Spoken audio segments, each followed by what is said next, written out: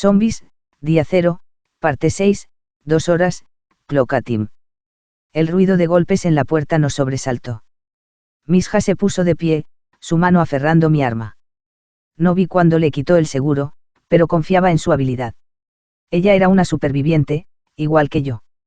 Miró por la mirilla, mientras ella miraba, yo miraba su trasero perfecto, como siempre, era un placer bienvenido en medio de la tensión. Es un vecino, dijo en tono intranquilo. Parece intoxicado. La palabra intoxicado resonó en mi mente. ¿Qué tan peligroso podría ser?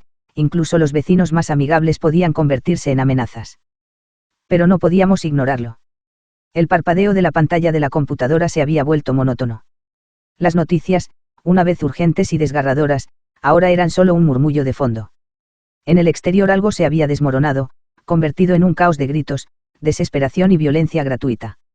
Pero aquí, en este pequeño refugio, nosotros permanecíamos con cierto equilibrio. Dos almas en conexión. Misha estaba sentada en el rincón más oscuro de la habitación, sus ojos fijos en la pantalla. Su cabello negro caía en mechones ordenados sobre su rostro. A veces, cuando la luz parpadeaba, podía ver la determinación en sus ojos. Habíamos compartido risas, lágrimas, secretos. Habíamos visto a amigos y familiares y ahora, aquí estábamos, más unidos por la necesidad de sobrevivir.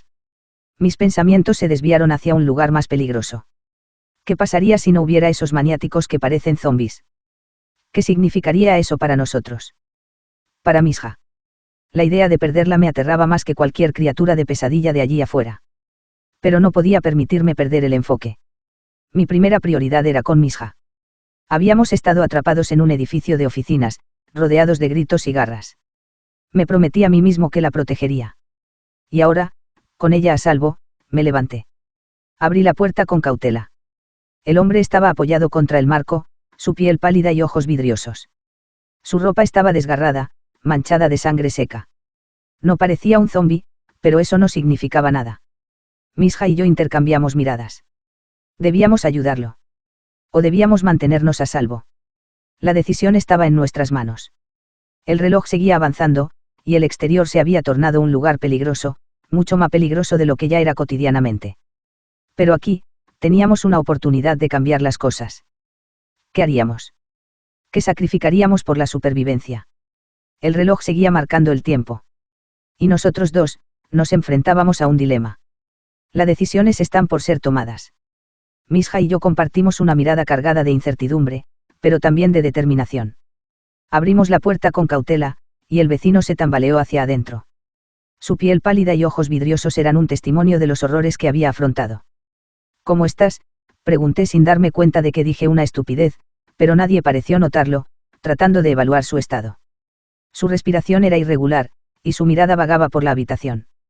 No parecía intoxicado por sustancias ni maniático, sino más bien por el miedo y la desesperación. Misha, siempre alerta, lo examinó más de cerca. ¿Cómo llegaste hasta aquí?, le preguntó en voz baja. El hombre tartamudeó algunas palabras incoherentes, pero logramos entender que había estado vagando solo desde la noche anterior. Había perdido a su familia y no sabía a dónde ir. Sabíamos que no podíamos arriesgar nuestra seguridad sin más. Misha asintió hacia la silla junto a la ventana. Siéntate, le dijo. Hablemos. El hombre se dejó caer en la silla, sus ojos aún llenos de miedo. Le ofrecimos un vaso de agua. Mientras él bebía, Misha y yo intercambiamos miradas. Podíamos confiar en él. ¿O estábamos abriendo la puerta a un enemigo? ¿Cuál es tu nombre?, pregunté. El hombre titubeó antes de responder. Santiago, dijo. Soy médico. Su voz temblorosa revelaba la tensión que llevaba consigo. Mientras yo deschaba la idea de pegarle un tiro por ahora. Misha se inclinó hacia mí. Debemos ayudarlo, susurró. Asentí. Santiago podría ser un recurso valioso, pero también un riesgo. La decisión no era fácil. El reloj seguía avanzando. Nosotros, dos almas en conexión, enfrentábamos un dilema. Abriríamos nuestras puertas a la esperanza o cerraríamos el paso a un posible peligro. ¿Cómo sobreviviste?, le pregunté, para evaluar su experiencia.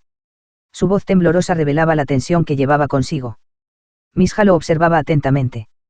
Santiago tomó un sorbo de agua antes de responder. Me escondí en una oficina del hospital, dijo. Pero también luché contra los zombis. Sus ojos se nublaron por un momento, como si reviviera recuerdos dolorosos. He visto cosas terribles. Gente convertida en monstruos. Y otros, simplemente, desaparecidos. Misha asintió. ¿Cómo te las arreglaste para mantenerte a salvo?, preguntó, pensando en aprovechar algún consejo para nosotros.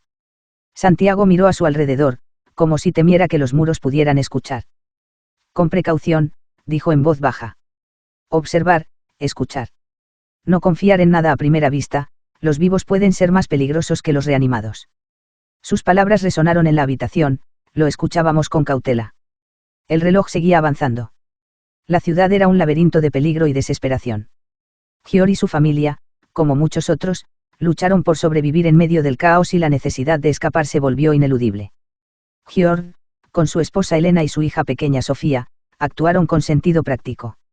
Las calles se plagaba de zombis, mientras lo que había de policías en funciones no hacían más que intentos por contener situaciones desbordadas y los comercios estaban siendo saqueados. La decisión de abandonar su hogar fue dolorosa pero necesaria.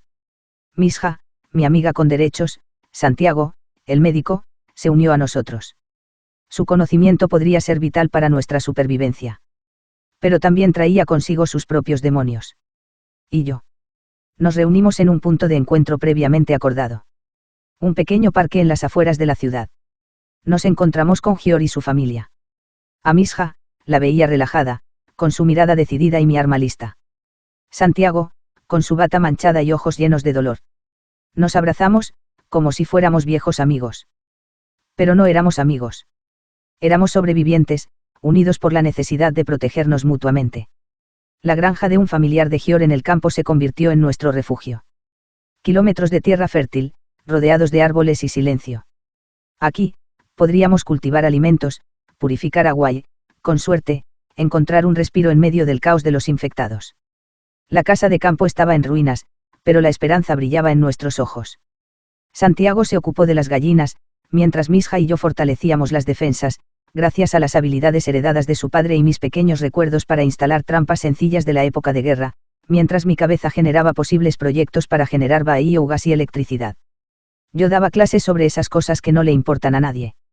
La esposa de Gior se ocupó de la cocina, y él comenzó a revisar la tierra para cultivo. La noche venía oscura y llena de incertidumbre. Pero, nosotros permanecíamos unidos. Almas en conexión, para sobrevivir. Sobrevivimos. Habían pasado 23 horas. 59 minutos y algunos segundos. Fin de este arco.